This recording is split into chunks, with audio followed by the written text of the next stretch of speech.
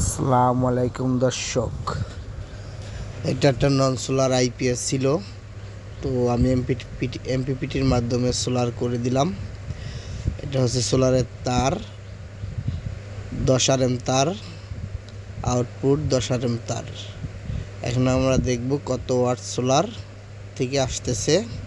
তো এটা 700 watt solar লাগানো আছে এমপিপিটিতে, 80 ভোল্ট করে, মানে সিরিজ করে 700 ওয়াট লাগানো আছে।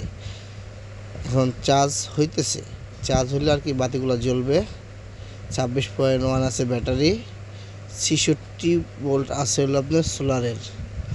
আউটপুট এম্পিয়ার 25, 443 ওয়াট আপনার সোলার থেকে আসতেছে এবং 462 ওয়াট আইপিএসে লোড চলতেছে। 25.27 হলো ব্যাটারি, 464 ওয়াট। এই হলো আপনার নন সোলার আইপিএস, উপরে আছে এমপিপিটি। এখন আমরা সোলারটি দেখাইতেছি আপনাদের। এই যে এখানে হলো সোলার, এক একটা 350 ওয়াট করে।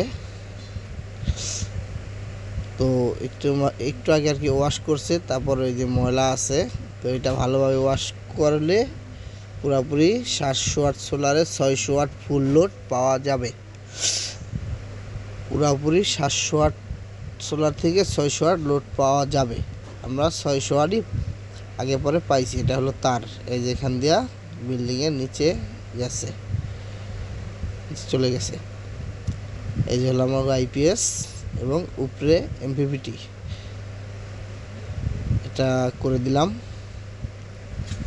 ইনশাল্লাহ ভালোই চলতেছে। যদি কারো সোলার নন সোলার আইপিএস থাকে তাহলে আমাদেরকে ফোনের মাধ্যমে বা নাম্বার দিয়ে দিব, ফোন দিয়ে যোগাযোগ করতে পারেন। ডিসপ্লেতে নাম্বার দেওয়া থাকবে।